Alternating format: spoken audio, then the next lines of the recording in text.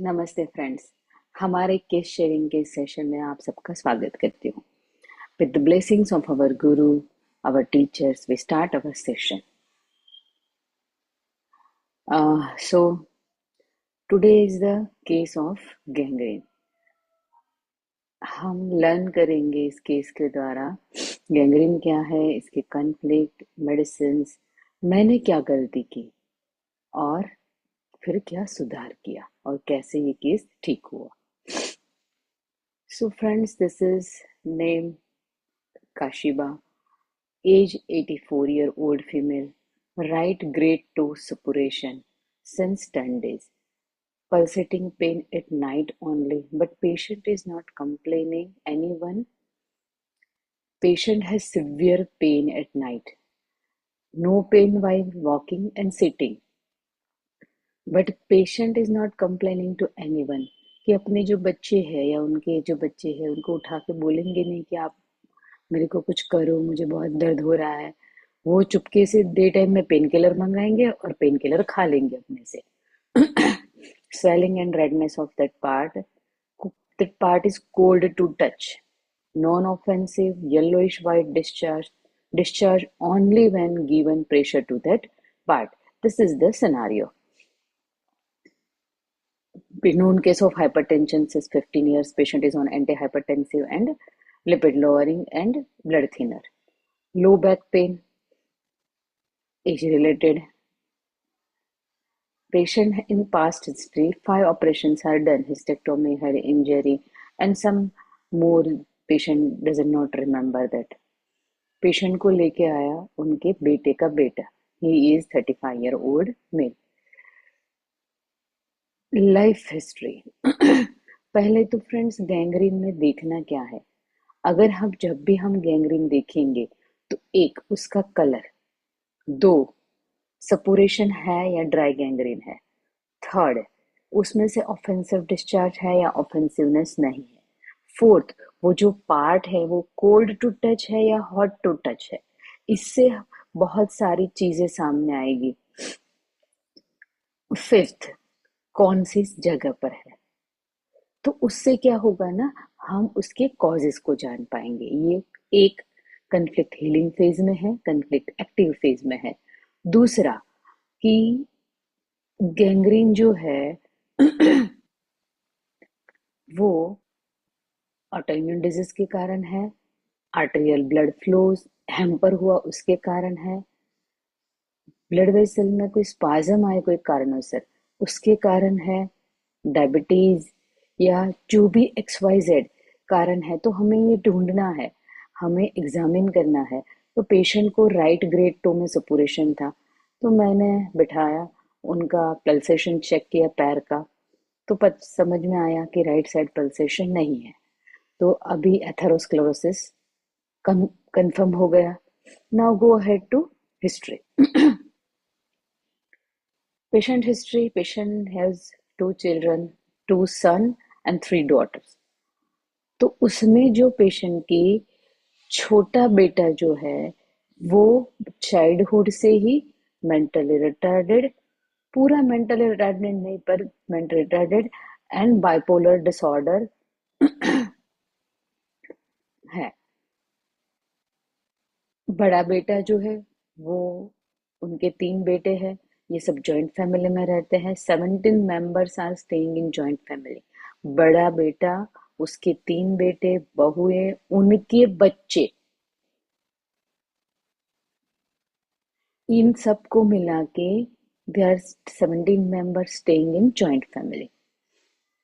जो बड़े उनका बेटा है वो भी बहुत एंग्री और गुस्से वाले, तो उनके कारण थोड़े झगड़े होते रहते हैं क्योंकि सब इतने बच्चे इकट्ठे जॉइंट फैमिली में रहना, तो ये सब it's a part of his family. और छोटा बेटा जो इनका जो मेंटल रिटार्डेड है वो कभी मेनियक स्टेज में चला जाता, कभी डिप्रेसिव स्टेज में चला जाता. तो जब मेनियक स्टेज में जाता तो उनका पूरे घर में वो इधर से उधर भागना, सारी चीजें फेंक देना, छोटे छोटे जो बच्चे हैं उनको मारना, और जब वो डिप्रेसिव स्टेज में जाता तो कई दिनों दिनों तक खाना नहीं खाना, रूम से बाहर नहीं आना, नहाना नहीं, बिस्तर में पड़ा रहना। तो ये हमेशा से उनके घर में चलता रहा। तो ये जो दादी है, 84 ईयर ओल्ड फीमेल, उनको हमेशा टेंशन रहता कि ये लोग, मैं हूं तब तक तो ठीक है, ये मेरे बच्चे की केयर करेंगे कि नहीं। तो all family members are very good. वो जो मेंटल रिटार्डेड उनका बेटा है बहुत अच्छे से घर वाले सब उनकी केयर करते, उनको जो चीज चाहिए वो ला के देते।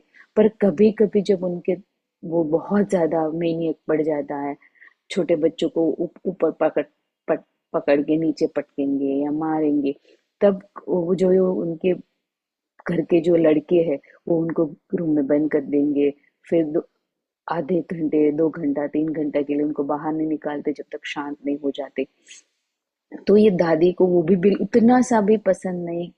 और वो जो बार बार चेक करने जाएंगे, उठा कि नहीं, ये ठीक है कि नहीं, इन्हें खाना खाया कि नहीं।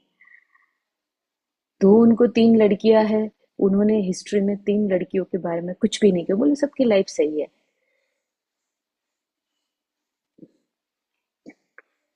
और इनको सबसे ज्यादा एक ही चीज, इसने, वो जो उनका मेंटल रिटार्डेड बेटा है वो ठीक होगा या नहीं, और दूसरा ये सब उनकी केयर करेंगे भी नहीं, करेंगे कि नहीं। तीसरा कि मैं मर जाऊंगी तो उसके बाद क्या होगा। ये आए थे खुद के लिए, पर बार बार हिस्ट्री में एक ही बात वो पूछ रहे थे कि उनके बेटे का नाम लाबू है, तो ये ठीक होगा कि नहीं। मैडम उसको कुछ दवाई दो ना, ये इसने हफ्ते से कुछ ज्यादा खाना नहीं खाया, एक ही रोटी खाता है, आप उसको ठीक करो ना, आप उसको कुछ दो ना। जब भी आते उनके लिए आते, पर उनके लिए बस एक ही था, ये बेटा। इतने सारे छोटे छोटे बच्चे सब कुछ था, पर उनके दिमाग में एक ही चिंता लगी रहती थी। वो भी बोलते थे कि मैं मरूं उससे पहले ये मर जाए, ताकि फिर मुझे टेंशन ना हो कि मेरे बाद क्या होगा। तो इतना सा हिस्ट्री। और अगर पेशेंट की ट्री में देखे तो जो बड़ा बेटा उनका है, उनको भी कुछ डिप्रेसिव साइकेट्रिक इलनेस है। और उनके 2 बेटे, बड़ा जो बेटा है उनको 3 सन है, 2 डॉटर है। उसमें से एक सन को ओसीडी, एक सन को एंजाइटी न्यूरोसिस, और एक डॉटर को डिप्रेशन। दो सही है। और एक सन जो है, जो जिसकी उनको हमेशा चिंता रहती थी, वो चाइल्डहुड से ही इंसान और समवॉट डिलेड डेवलपमेंट है। फिर डॉटर जो है हेल्दी है। पेशेंट की लाइफ ऐसी गुजरी है कि सब जो मेल थे बहुत ज्यादा गुस्से वाले और डोमिनेटिंग थे। तो ये बोलते थे कि फीमेल का तो कुछ चलता ही नहीं, उनके सामने कभी नहीं बोलना, जो वो बोले वो करते रहो, बच्चों को बड़े करते रहो। उनके जो हस्बैंड थे वो भी काफी गुस्से वाले, डिक्टेटोरियल थे। तो वो, उनका कहना था कि पहले मुझे हस्बैंड जो बोलते थे वो करना पड़ा, फिर उसके बाद अभी बेटे जो बोल रहे हैं वो करना पड़ा, और अभी उनके बेटे के बेटे तो यानी उनके पोते जो है 3, वो बहुत अच्छे, बहुत केयरिंग, बहुत लविंग। उनको कुछ भी होता है तो वो हमेशा तैयार होते। पर जो बहू है, वो 2 बहुएं वो जो थोड़ी गुस्से वाली है, तो वो करना नहीं चाहती इनका। तो इनको, वो कभी उनको बोलते नहीं है, उनकी भी केयर करते हैं। वो सबसे बहुत केयरिंग और प्यार वे में बात करेंगे। इवन जब वो डॉक्टर, ये बिहेवियर मुझे बाद में उनका एक समझ में आया कि जब वो मेरे पास आए, मेरे से भी ऐसे ऐसे ऐसे बात करेंगे। बिन, डॉक्टर, मेरा बेटा ठीक हो जाएगा ना। डॉक्टर, उसने खाना नहीं खाया। डॉक्टर, ये मेरा पैर का जो भी हो जाने दो, उसको ठीक करो। बोला ठीक है। असिस्टेंट डॉक्टर के पास जाएंगे तो भी उनको भी वही बोलेंगे। जब वो उनके पोते बाहर चला जाएगा ना, जो उसको ले हॉस्पिटल लेके आया, तो उनको भी बोलेंगे आप कुछ दवाई दो, हाँ मेरे लाभों के लिए कुछ दवाई दो।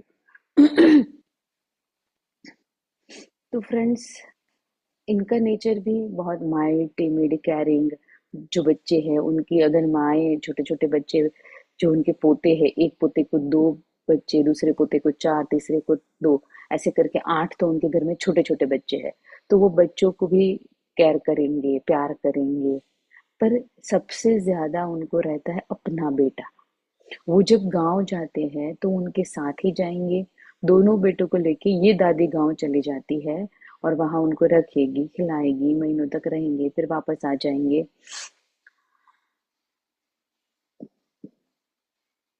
और वो जिससे भी बात करेगी ऐसे टच टच टच टच करके ही बात करेंगे। ये जब हमारे पास आया पेशेंट तब की फोटो है, गैंग्रीन ऑफ ग्रेड 2। तो अभी फ्रेंड्स हम समझेंगे गैंग्रीन क्या है, ये बिहेवियर को डिकोड करेंगे। तो आप बताइए कि ये केस में हम कैसे एंटर करेंगे, है तो गैंग्रीन, है ना। तो सिंपल केस है, हर बार बहुत ज्यादा कॉम्प्लिकेटेड नहीं सोचना है। What is gangrene? Gangrene is death of body tissue due to lack of blood flow or serious bacterial infection. Gangrene commonly affects the arms, legs, including the toes and fingers. ज्यादातर इन जगहों पे हमने देखा है, SLE में भी blood vessel के spasm के कारण टोज में और फिंगर टिप्स में होता है। और कनेक्टिव टिश्यू डिजीज, बहुत सारे ऐसे कनेक्टिव टिश्यू है जिसमें वाजोस्पाज्म होता है, वास्कुलाइटिस, एसएलई। और अभी रिसेंटली मैंने एक स्विट सिंड्रोम करके एक डिजीज देखा। A condition that can damage the blood vessel, ऐसी कोई भी कंडीशन जो ब्लड वेसल को डैमेज करेगी and affects the blood flow, such as diabetes और हार्डन आर्टरीज। तो अपने ये केस में क्या है, हार्डन आर्टरीज है, age related atherosclerosis, increase risk of gangrene. तो हैमर क्या कहते हैं, हम ये देखते हैं। हैमर क्या इसका कॉन्फ्लिक्ट क्या है, सीवियर ब्रूटल सेपरेशन। गैंग्रीन का कॉन्फ्लिक्ट क्या है, सीवियर ब्रूटल सेपरेशन। तो कॉन्फ्लिक्ट एक्टिव स्टेज में जो पार्ट है वो कोल्ड टू टच है। कॉन्फ्लिक्ट एक्टिव स्टेज में तो अपना ये पेशेंट कौन से स्टेज में हमारे पास आया है, कॉल्ड कॉन्फ्लिक्ट एक्टिव स्टेज में। इनका जो गैंग्रीन है फ्रेंड्स, वो 10 दिन पहले जो उन्होंने मुझे फोटो दिखाई तो छोटी सी फुंसी थी, उन्होंने बोला कोई पस वगैरह होगा, और 10 दिन में इतना बड़ा, इतना ज्यादा बढ़ गया, ऑफेंसिवनेस हो गया, इतना फास्ट स्प्रेडिंग था। वो जो इतना टो में दिख रहा है, उसके बाजू वाली जो उनकी टो, सेकंड टो है, उसमें भी अफेक्शन शुरू हो चुका था। सीवियर स्टिचिंग पेन, तो इनको पेन कब था, नाइट में था, बट वो बच्चों को उठाते नहीं थे। हाँ, पर पेन किलर जरूर खाते रहते थे, इतने तीन पेन किलर के बावजूद भी she was having a great pen. जब दिन में उठते हैं, सबके साथ बैठते हैं, तो पेन नहीं था। तो ये सिवियर सेपरेशन कॉन्फ्लिक्ट क्यों है और कैसे ये अफेक्ट होता है, let's see. The periosteum and the arteries both innervated from sympathetic trunk। हमारा जो पेरियोस्टियम है वो और हमारी जो ब्लड वेसल यानी आर्टरी है, वो दोनों का इनर्वेशन कहाँ से, सिंपैथेटिक नर्वस सिस्टम से। तो क्या होगा, ड्यूरिंग कन्फ्लिक्ट एक्टिव स्टेज सिंपैथिकोटोनिया होगा। उसमें क्या होगा, पेरियोस्टियम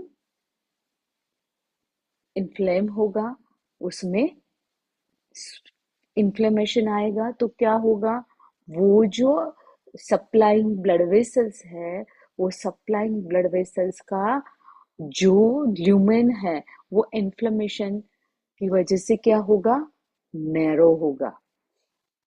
क्योंकि आर्टरी में भी इन्फ्लेमेशन और पेरियोस्टम में भी इन्फ्लेमेशन। जब इन्फ्लेमेशन होगा तब क्या आएगा, जैसे हमने इन्फ्लेमेशन के 5 स्टेजेस हमें पता है, रेडनेस आएगी, स्वेलिंग आएगा, आएगा ना। तो यहाँ पे क्या हो रहा है, यहाँ पे कोल्डनेस क्यों आ रही है, क्योंकि ब्लड सप्लाई हैम्पर हुआ। क्यों हुआ, कि जो आर्टरी है वो नैरो हुई, वो नैरोइंग ऑफ आर्टरी की वजह से जो ब्लड फ्लो है वो रिस्ट्रिक्शन हुआ क्योंकि आर्टरी में इन्फ्लेमेशन आया और कहाँ पे आया, पेरिओस्टियम में। पेरिओस्टियम ने आर्टरी को कंप्रेस किया तो क्या होगा, कैपिलरीज जो है वो बिकम्स नैरो। कौन सी, जो कैपिलरी स्मॉल स्मॉल है, क्योंकि इन्फ्लामेशन जो, क्योंकि हम जानते हैं एक आर्टरी उसके बाद वो कैपिलरीज, तो वो कैपिलरीज जो है पेरिओस्टियम की वो क्या हो गई, नैरोइंग हो गई। क्यों, इन्फ्लामेशन की वजह से। तो restriction of blood circulation. If the conflict, अब जब ये कॉन्फ्लिक्ट अगर वो टेम्पररी रहा तो वो वापस से स्वेलिंग कम हो जाएगा और जो नैरोइंग हुई कैपिलरीज वो वापस से ओपन हो जाएंगी। बट अगर ये कन्फ्लिक्ट लंबे समय तक चला तो क्या होगा, ये जो टिश्यू है उसके सप्लाई, जिसको ये कैपिलरी सप्लाई कर रही है, वो टिश्यू डेड होना शुरू हो जाएंगे और इट रिजल्टिंग इन गैंग्रीन।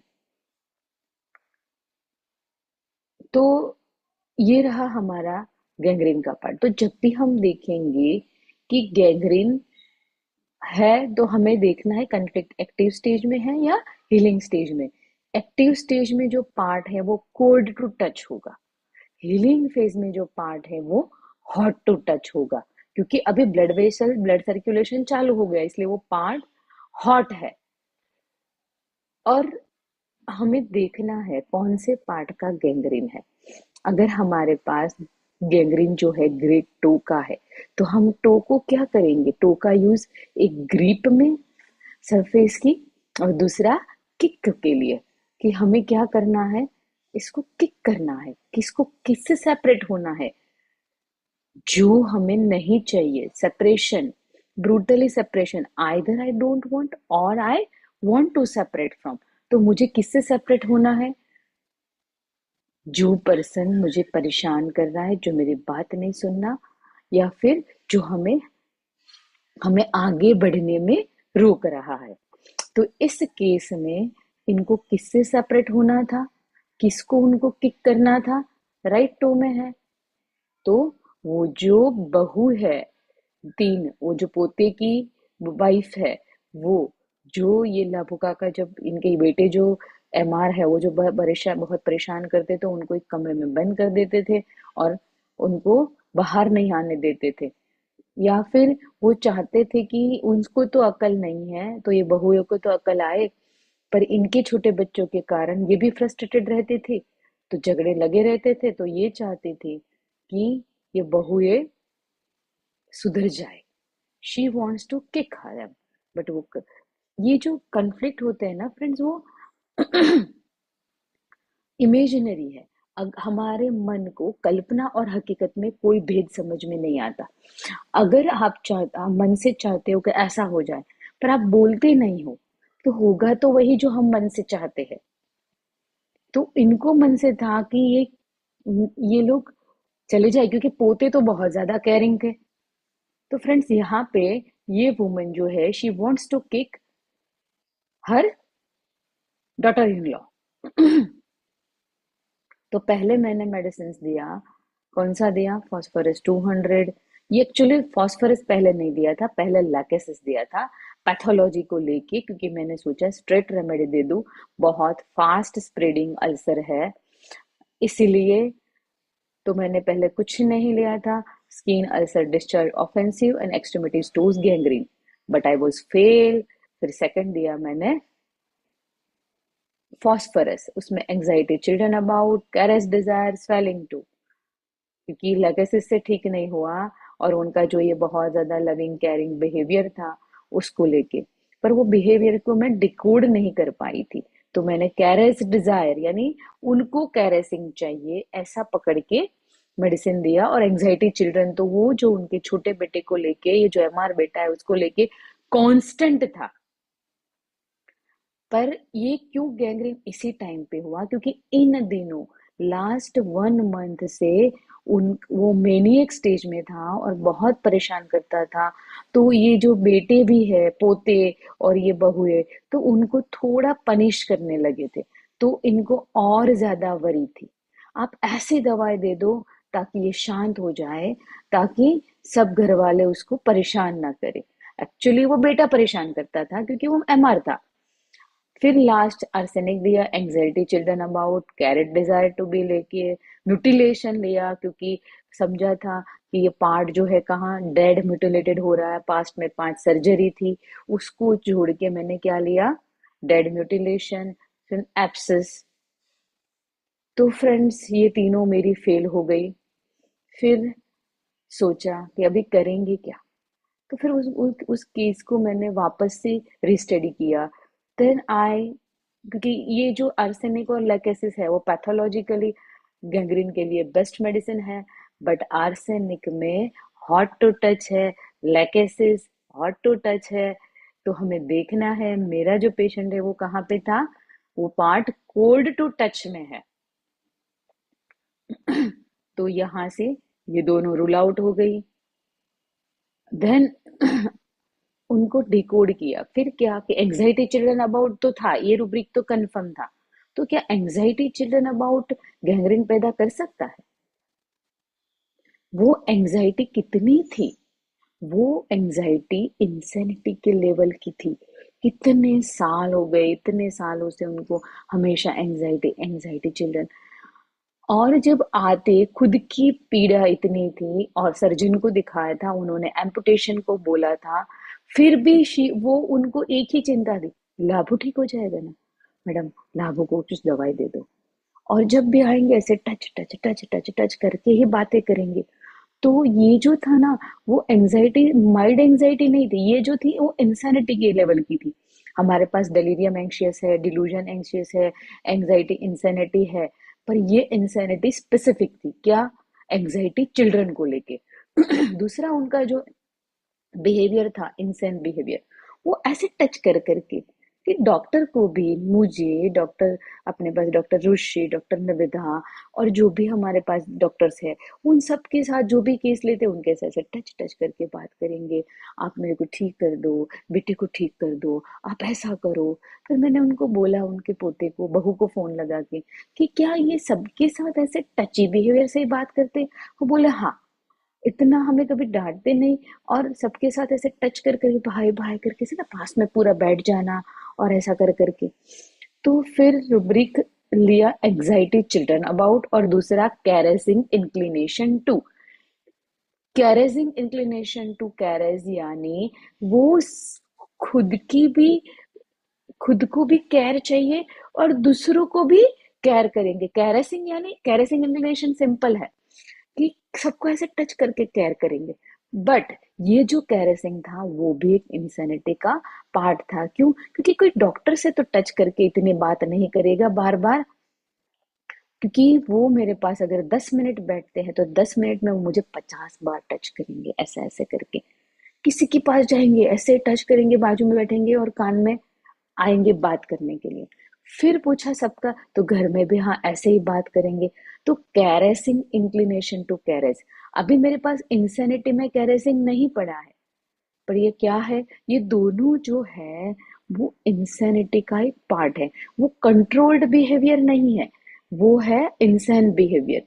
क्यों? आगे जब हमने पास उनके जो फैमिली हिस्ट्री देखी, तो बड़ा बेटा है, उनको भी क्या दवाइयाँ चल रही हैं, डिप्रेशन और साइकेट्रिक मेडिसिन चल रही है, क्योंकि उनको एंगर और डिप्रेशन। सेकंड वाला जो उनका पोता है, उनको भी ओसीडी, और एक पोते को भी साइकेट्रिक इलनेस, और एक पोती को साइकेट्रिक इलनेस। ऐसे देखा जाए तो, और घर में उनके फैमिली ट्री में भी किसी को आगे उनके पास हिस्ट्री थी नहीं, तो हमें पता नहीं था, पर इतने लोगों को इंसैनिटी थी। तो कहीं ना कहीं इंसैनिटी तो है, पर ये इंसेन बिहेवियर जो है वो कहाँ था। जब भी फ्रेंड्स आपको ऐसा लगे कि ये कुछ अलग है, तो उसको डिकोड करने की कोशिश करें। अगर 100 पेशेंट है, उसमें से कुछ 10 जो है, हमें हमें हमेशा सस्पेक्ट करना है कि क्या ये बिहेवियर नॉर्मल है या इसमें एबनॉर्मालिटी क्या है। तो हमें वहां फोकस करना है, बात बात पे उसके बिहेवियर में, उसकी। हनुमान सर ने हमें क्या बोला है कि हमें 5 सेंसेस के से केस को देखना है। तो हमने 5 सेंसेस क्या, उसका कलर, डिस्चार्ज कहाँ पर है, ऑफेंसिवनेस, और जो पेशेंट हमारे सामने बैठा है उसका बिहेवियर वो कैसा है। तो हम, she is not complaining, she is talking with touching, she's always talking about and worries and about his her son. तो ये जो था, और उसमें ये टच करने का, तो देन आई पूरे कैरेसिंग के रुब्रिक देखे, तो ना ये क्या है, तो कैरेसिंग इंक्लिनेशन टू कैरेस, वो ही सबको इतना कैरेस कर रही थी। Then see the result, carcinosin 200 daily repetition में दिया, क्योंकि बहुत स्प्रेडिंग फास्ट गैंग्रीन था। 10 ही दिनों में इतना हो गया, सेकंड 2 में आना शुरू हो गया। देन कार्सिनोसिन 200 गिवन, किसने वो ब्लड सप्लाई ब्लॉक करके रखी थी?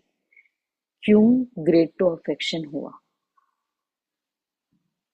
क्योंकि अगर हम देखें डिल्यूजन इंसान विल बी, तो उसमें भी कार्सिनोसिन पड़ा ही है।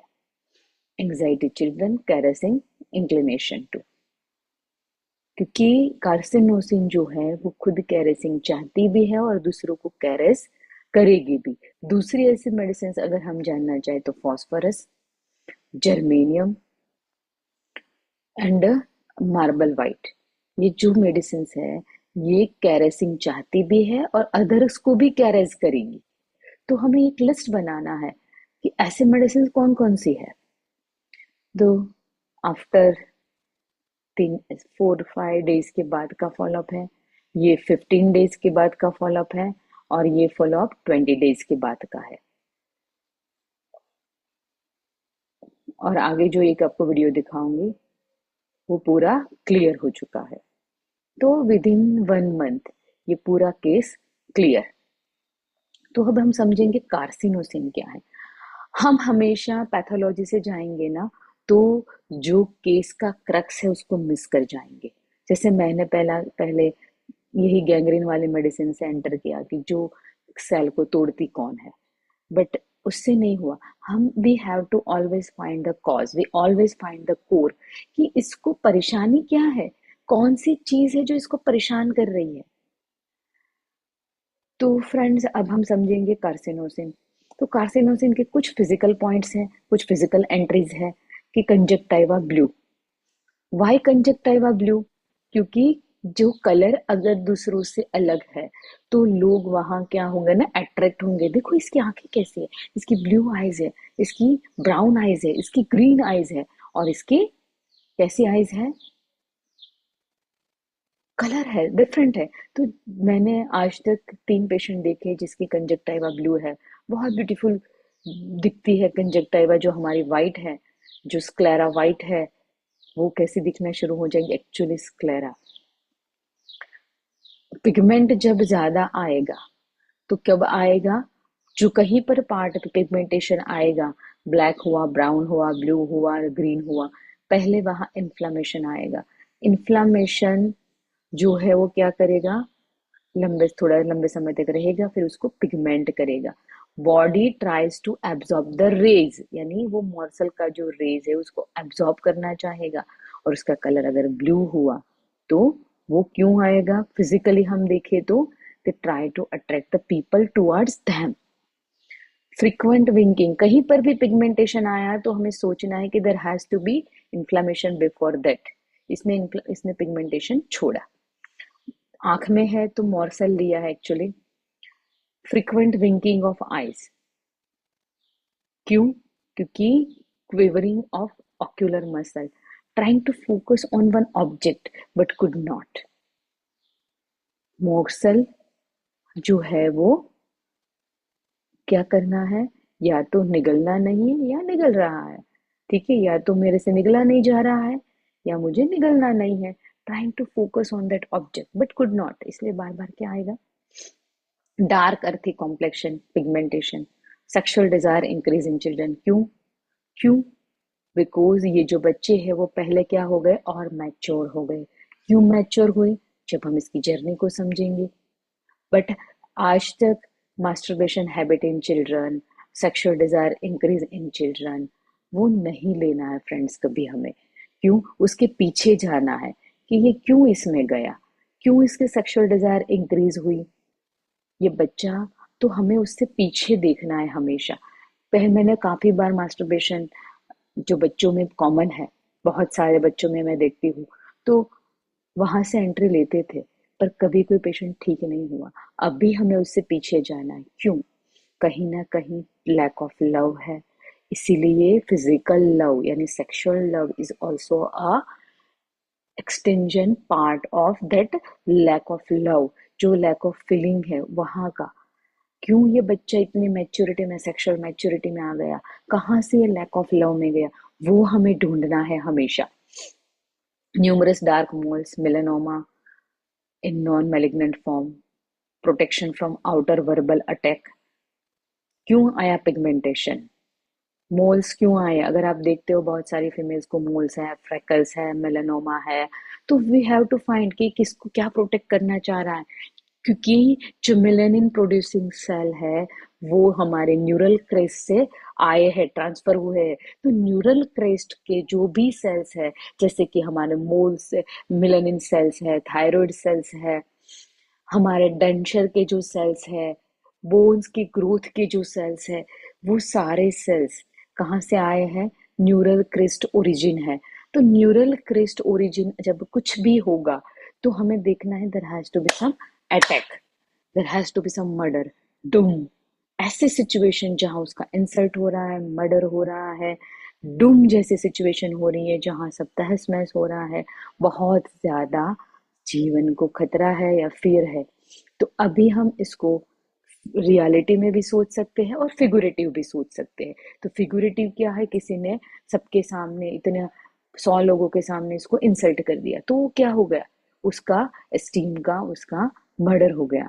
तो ये सिचुएशन को आप देखो कि इसकी लाइफ कैसे चल रही है। बार बार घर में हर कोई क्या उसको बोल रहा है, तेरे को कुछ नहीं आता है, तो वैसा है। इतनी इंसल्ट, छोटी छोटी से लेके बहुत ज्यादा तक, क्रिटिसिज्म से मर्डर तक। Never well since mononucleosis system never overwhelmed the situation which यानी कोई इलनेस हुआ मोनोन्यूक्लियोसिस, उससे कभी उभर ही नहीं पाया। तो कार्सिनोसिन का हमने फिजिकल पार्ट देखा, अब हम डिवाइन स्पार्क देखते हैं। तो carcinosin is very affectionate, cheerful, mild, sympathetic, yielding. तो जो हम डिवाइन स्पार्क को कैसे समझेंगे फ्रेंड्स? ये जो डिवाइन स्पार्क जो है, जो बच्चा जो है, वो डिवाइन स्पार्क में है। यानी कि जब वो पैदा हुआ और आज तक बच्चा हमेशा खुश रहता है। उसको अगर किसी ने डांट भी दिया तो 2 मिनट ठीक रोके, वापस से जैसा था। तो हमें देखना है कि जो क्वालिटीज यील्डिंगनेस है, सिंपैथेटिक है, वो नहीं देखता कि ये इसने मुझे डांटा तो मैं इसके लिए सिंपैथेटिक ना हो। जो डिवाइन क्वालिटीज लेके हम पैदा हुए हैं, जो अनअल्टर्ड है, जो जब से पैदा हुए तब से आज तक, वो बोले ना कि इसमें ये चेंज कभी नहीं आया, इतना हमेशा हंसता रहता है, चेयरफुल है, सबके साथ बात करता है अच्छे से।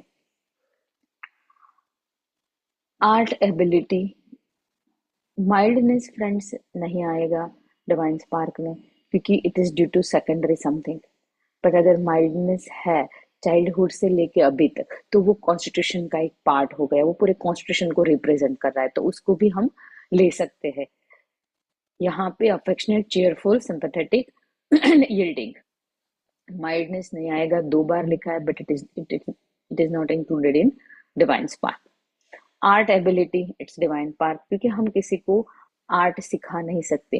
कोई सीख भी गया, किसी की कॉपी कर लेगा, पर जो अंदर से आता है उसको हम सिखा नहीं सकते। तो art is a divine quality, energy given by nature since birth. But बहुत सारे अवगुण आएंगे लाइफ को देख के, सिचुएशन को समझ के, जीवन के जो ट्रॉमाज आएंगे उसमें। बट जो डिवाइन क्वालिटीज है वो अगर वैसी की वैसी रही, तो हम डिविनिटी से भी मेडिसिन को प्रिस्क्राइब कर सकते हैं। अगर हम ये हमारा जो केस है उसमें अगर डाले, तो हम यील्डिंग डाल सकते हैं, सिंपैथेटिक डाल सकते हैं, अफेक्शनेट डाल सकते हैं, बार बार टच करना। बट अफेक्शनेट, यील्डिंग, उसमें फर्क क्या है? अफेक्शन यानी हर एक के प्रति इतना प्रेम और हर एक के प्रति इतना लगाव हो जाना, वो कोई भी हो। बट यहाँ पे वो जो बिहेवियर था वो सिर्फ अफेक्शनेट बिहेवियर नहीं था, it is more than affection. हमें अफेक्शनेट, आपसे प्यार है या सामने वाले की हमें हमें केयर है या वरी है, तो हम उसको बार बार ऐसे टच टच कर कर करके ही अफेक्शन को नहीं दिखाया जा सकता। It is more than affectionate.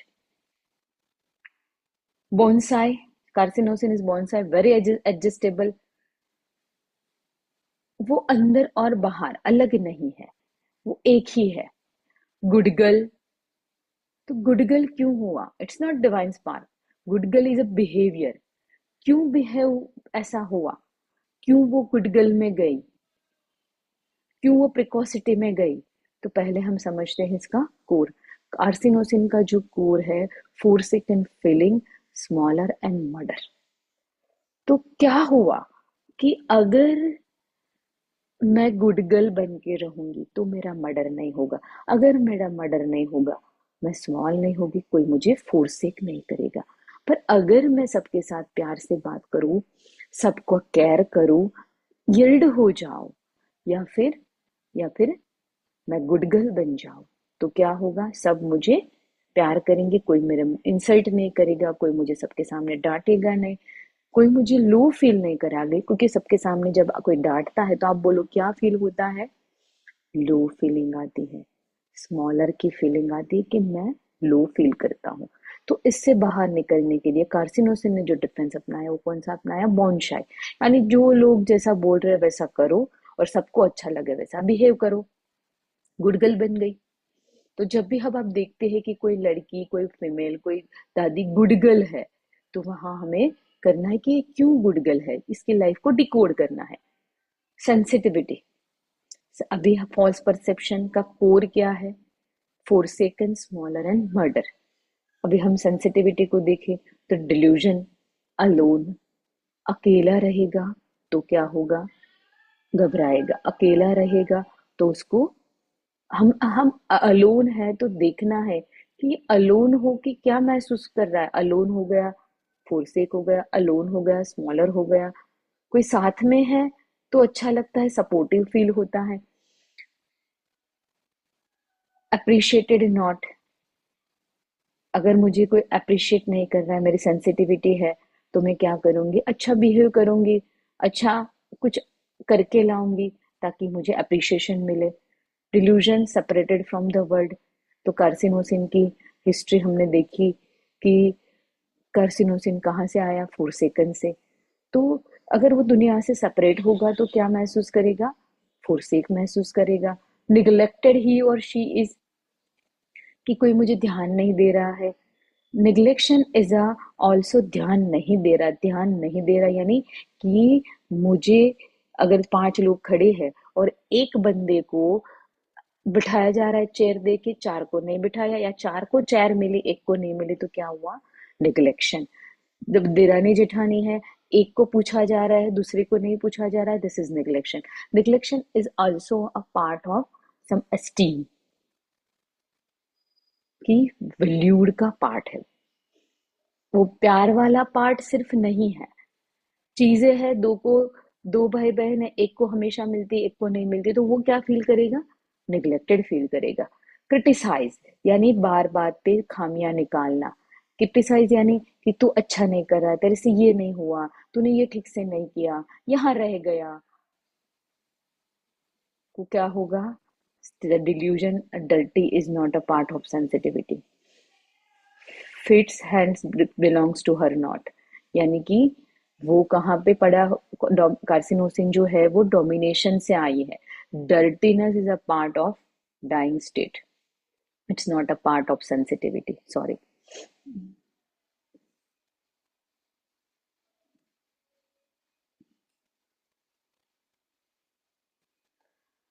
Manifestation अगर हम देखें तो आसपास क्या है, उसने क्या पैदा करके रखा है? ऐसे लोग जो उसको डोमिनेट कर रहे हैं, उसको इन्फ्लुएंस में ला रहे हैं, कि जो इसकी सेंसिटिविटी है उसको और स्ट्रॉन्ग कर रहे हैं. She is under super human control, influence under powerful people, domination. ये जो है, ये कहाँ क्या कर रहा है उसको? आसपास उन्होंने डिक्टेटर पैदा कर दिए, बहुत ज्यादा स्ट्रॉन्ग डोमिनेटर लोग पैदा कर दिए, जो उसको स्मॉल फील कराए, जो उसको निग्लेक्ट करे, जो उसको क्रिटिसाइज करे.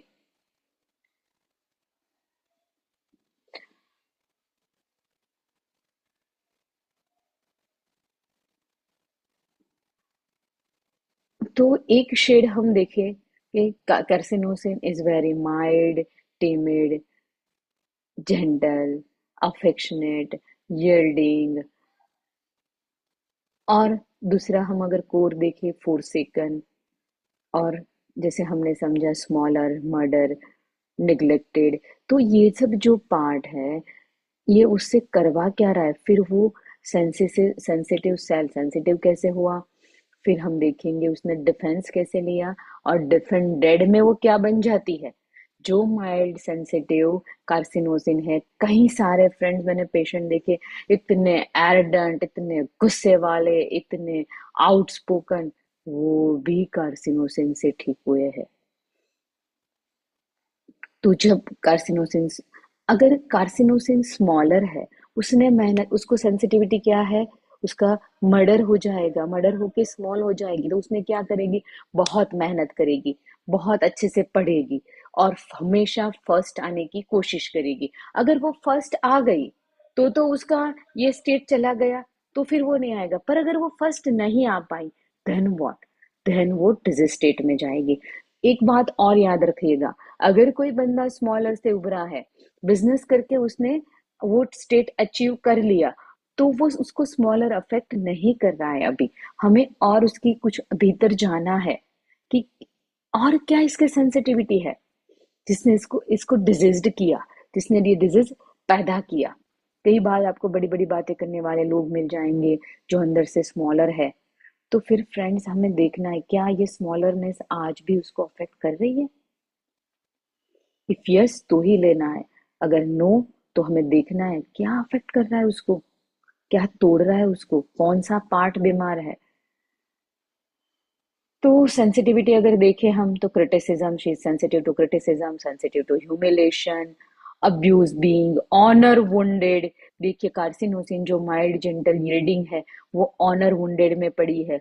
तो अगर मैं यील्डिंग हो जाऊं तो कोई मेरा ऑनर को वुंड वुंड ही ना करे, मैं माइल्ड ही रहूं तो मुझे कोई हर्ट ही ना करे, मैं सेंसिटिविटी रूडनेस हो तो मैं क्या हो जाऊं, जो सबको अच्छा लगे, पीपल प्लेजर बन जाऊं, ताकि कोई मुझे क्या ना करे, हर्ट ही ना करे। Homesickness, silent grief. तो नीड क्या है कार्सिनोसिस की? Caressed and desire to care others. Caressed desire में 15 मेडिसिन है रडार में, उसमें से 5 मेडिसिन ऐसी है जो केयरेजिंग अदर्स में है। तो वो कौन सी है? Phosphorus, germanium, carcinosin, marble. तो हमें देखना है कि ये सब ये कर क्या रही है, सिर्फ कैरेस है कि दूसरों को भी दे रही है। डिफेंडिंग स्टेट अगर देखे तो फ्लैटरिंग, जैसे सबको फ्लैटर करेगी, जो बोलेगा करेगी, सबकी तारीफें करेगी, क्योंकि appreciation, sensitive to appreciation, appreciated not that she is. तो क्या करेगी, अप्रिशिएशन के लिए फ्लैटर करेगी, हर्ट न हो जाए उसके लिए फ्लैटर। ये जो हम यहाँ से हमें एंट्री नहीं लेनी है कभी। Contradiction, aggravation, biting, complaining, consolation, aggravation, gesture makes, traveling desire, sociable, lamenting, fantasism, religious, communicative। क्यों मैं communicative भी बंदा क्यों बनता है? कोई मुझे निग्लेक्ट ना करे, इसीलिए मैं कम्युनिटी में बात करूं। तो निग्लेक्टेड निग्लेक्टेड से कम्युनिकेटिव की तरह जाता है। तो मार्बल वाइट की जर्नी भी ऐसी है, निग्लेक्शन से कम्युनिकेटिव। जर्नी में जर्मेनियन की जर्नी भी ऐसी है। तो फ्रेंड्स, हमें हर दूसरी दूसरी मेडिसिन से भी इसको डिफ्रेंशिएट करना है। फिर देखना है मेटल है क्या है, और उसका दूसरा जो शेड है वो रेमेडी का हमें हर बार देखना है। डिफेंडेड स्टेट, करेजियस, अभी एक बार ये डिफेंस कर रही है अभी, कम्युनिकेटिव बन के, कंप्लेन करके, सोशिएबल होके, जेस्चर यानी बात ही करने में उसके जेस्चर आना, उससे बाइट करके, बाइट यानी डिफेंस। बच्चे आपको मिलेंगे ऐसे बच्चे कि जो क्या कर रहे हैं, बाइटिंग कर रहे हैं, वो ट्राई टू डिफेंड। ऐसा नहीं है बाइटिंग करने वाला बच्चा कार्सिन। एक पेशेंट मुझे याद है, मैंने देखी थी, लड़की इतनी इरिटेबल, इतनी मदर को परेशान करने वाली, चाहिए मदर ही उसको, हर बात पे कंप्लेनिंग कंप्लेनिंग बाइटिंग ये वो। पर जब मैंने उसको देखा, उसकी माँ निग्लेक्टेड थी। निग्लेक्शन से फिर उसको मैंने कैरेट डिजायर, कैरस डिजायर और निग्लेशन दोनों को जोड़ा, कार्सिनोसिन दिया। Then she come beautifully. उसको अस्थमा था, childhood asthma and learning disorder थे। तो फ्रेंड्स, हमें हर बार ये जो स्टेट हमारे सामने जो बंदा रिप्रेजेंट करता है, कोई ग्रेटनेस रिप्रेजेंट करेगा, कोई टिमिडिटी रिप्रेजेंट करेगा, कोई सोशिएबल बहुत ज्यादा होगा, कोई बहुत ज्यादा बातूनी होगा, कोई कम बात करने वाला होगा, तो हमें इसको तोड़ना है, कि इसके पीछे जाना है और उसके पीछे बनी हुई लिंक को जोड़ना है। डिफेंडेड स्टेट जब इससे बात नहीं बनेगी, तो क्या होगा, वो और करेजियस बन जाएगा, ऑडेशियस, कॉशियस। बंदा कॉशियस क्यों होता है? ताकि कोई एक कॉशियसनेस, बोलते हैं ना कि बहुत कॉशियस है कभी नहीं गिरता। तो आप देखो, उसको इंजर्ड बीइंग का डर है, तो वो कॉशियस में है। आर्सेनिक बहुत ज्यादा फास्टिडियस है। क्यों फास्टिडियस है? क्यों? क्योंकि उसकी भी कई सेंसिटिविटी हर्ट है। कार्सिनोसिन फास्टिडियसनेस में पढ़ा, यहाँ नहीं लिखा। फास्टिडियसनेस क्यों कार्सिनोसिन का है? ताकि कोई उसे क्रिटिसाइज ना कर दे, कि कोई, मैं अगर अच्छे से काम नहीं करूंगी तो मुझे कोई क्रिटिसाइज करेगा, तो बेटर है कि मैं अच्छे से काम करने लग जाऊं। डिक्टेटोरियल बन जाएगा डिक्टेटर के साथ, क्योंकि ये कुदरत का नियम है, जिसको हम बहुत ज्यादा रेजिस्ट करते हैं, डरते हैं, फिर हम वैसे ही बन जाते हैं। एक्सपेंसिव, एडवेंचरस, मलिशियस, फिर अभी क्या करेगा, दूसरों को भी नुकसान पहुंचाएगा। डिस्गस्ट, डर्टी, वो जो मैंने बोला था ना, वो डर्टी का वो इधर डर्टी है, कि criticise, neglected, small are, murder होके फिर वो क्या बन जाएगा, डर्टी, डिस्गस्ट में चला जाएगा। तो अगर उसको सब डर्टी लगेगा तो सब साफ सफाई तो करेगा ना, क्योंकि जर्नी पहले ही कहाँ से शुरू हुई, क्रिटिसिज्म से। ठीक है फ्रेंड्स, तो हमें देखना है ये डर्टी भी क्यों हुआ, उसको क्या डिस्गस्ट फील करा है। अगर अब्यूज में पड़ा है, इतना याद रखिए, जिस जो भी अब्यूज में है, जिसके साथ सेक्सुअल अब्यूज हुआ, तो वो हमें क्या फील कराता है, डिस्गस्ट फील कराता है। तो देखना है कि जो भी इस पास से गुजरे है, वो कहीं ना कहीं डिस्गस्ट में है। ओबीडियंट, डिसओबीडियंट पहले आएगा, यहाँ पे डिफेंडिंग स्टेट में ओबीडियंट आएगा, फिर वो बन जाएगा डिसओबीडियंट। यहाँ यील्डिंग आएगा, फिर ये क्या बन जाएगा, स्टबन, परफेक्शनिस्ट। ये बिहेवियर वो अडेप्ट कर लेता है, यानी डिफेंडेड स्टेट। अभी ये अगर इसका फिक्स बिहेवियर हो गया, डाइंग स्टेट में cruelty, suicidal disposition, despair, very of life, loathing of life. यानी एक जर्नी जो चीयरफुलनेस से शुरू हुई थी, वो suicidal disposition, despair, very of life, loathing of life से खत्म हो जाती। यानी एक सेल जो सेंसिटाइज हुआ, वो सेल डाइंग में चला गया। तो आपको कार्सिनोसिन के भी डिफरेंट डिफरेंट शेड मिल सकते हैं। आपको करेजियस कार्सिनोसिन भी मिलेगी, आपको डिक्टेटोरियल कार्सिनोसिन भी मिलेगी, आपको एडवेंचरस कार्सिनोसिन भी मिलेगी, आपको डर्टी कार्सिनोसिन भी मिलेगी। पर आपको उसके कोर के साथ जोड़ना है, कि इसने क्या हुआ इसके साथ, जो ये सेंसिटाइज सेल, इतना चेयरफुल, यील्डिंग, क्रिएटिव बंदा ऐसा मलिशियस हो गया। आप देखोगे बहुत सारे लोगों की हिस्ट्रीज, कि झूठ मूठ का चोरी का इल्जाम लगाया, फिर वो डॉन बन गया, बड़ा चोर बन गया।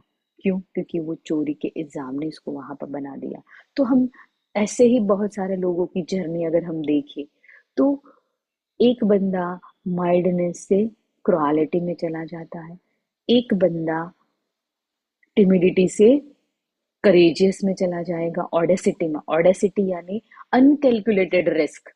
कैलकुलेटेड रिस्क तो ठीक है, पर जब हम जानते नहीं इसका कंसिक्वेंसेस क्या होगा और साहस कर लेते हैं, उसको ऑडासिटी बोलते हैं। तो फ्रेंड्स, ये रही कार्सिनोसिन की जर्नी।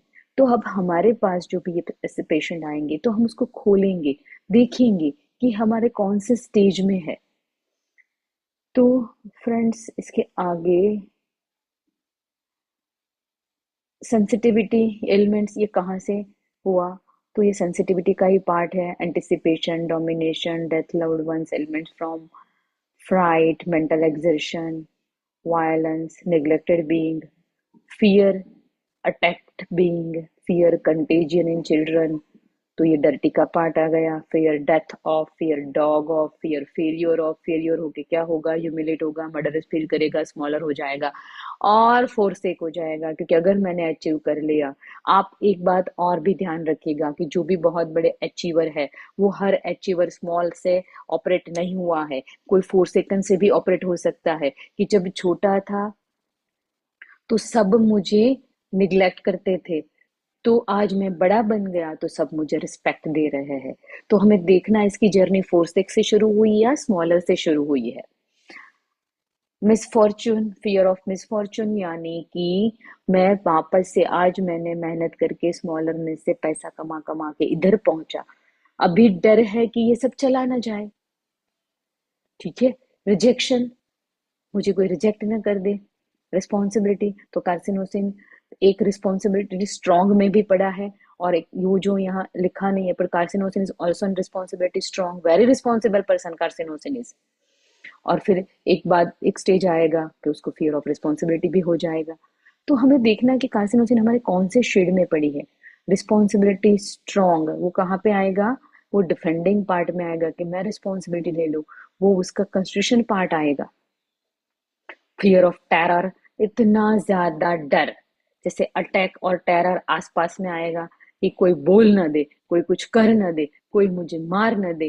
जैसे हमने बोला ना, न्यूरल क्रेस्ट के सेल है, तो वहां कुछ ऐसा आएगा. Attacked, terror, fear happen something will, fear death, ये सब जो पार्ट है, डूम, मर्डर, डैम्ड, बॉम्ब, ये सब पार्ट आएगा. न्यूरल क्रेस्ट के जो ओरिजिन सेल है वो अगर इन्वॉल्व होते हैं, तो ऐसी कुछ सिचुएशन लाइफ में हुई और ये हुआ. तो फ्रेंड्स, ये हमने ये रही हमारे कार्सिनोजन की जर्नी. तो carcinosin is like this. So friends, हमारा जो केस है कैंसर का, तो हमें सॉरी गैंग्रीन का, सॉरी फ्रेंड, तो हमें कोई भी केस हो, एक्चुअली बोलना चाहती थी कोराइजा से कैंसर तक, हमें हमेशा उसके कोर को पकड़ना है. अगर हमने कोर को पकड़ा, उसकी सेंसिटिविटी को पकड़ा, उसकी फॉल्स बिलीफ को पकड़ा, और उसके साथ उसका जो बिहेवियर, उसको मैच किया, तो हम सारे केस सॉल्व करने में हो जाएंगे. सारे केस सॉल्व करने में कैपेबल बन जाएंगे. तो ये हमेशा याद रखना है.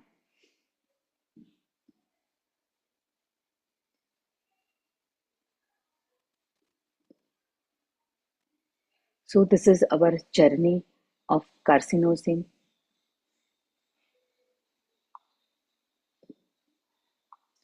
एक minute friends, wait a minute please. ये इंस्टा का वीडियो है, एक्चुअली इसमें एज गलत डाली हुई है, so please.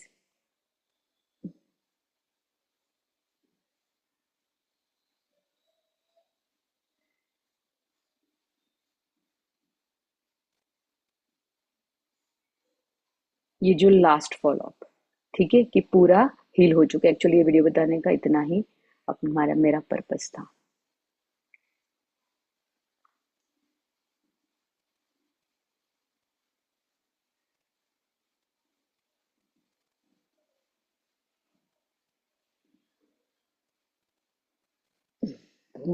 Thank you very much friends. I hope कि आपको कार्सिनोसिन समझ में आई होगी. अगर कोई क्वेरीज है, you can put on chat. जितना मुझे पता होगा, I can try to solve your queries. Thank you very much. Thank you.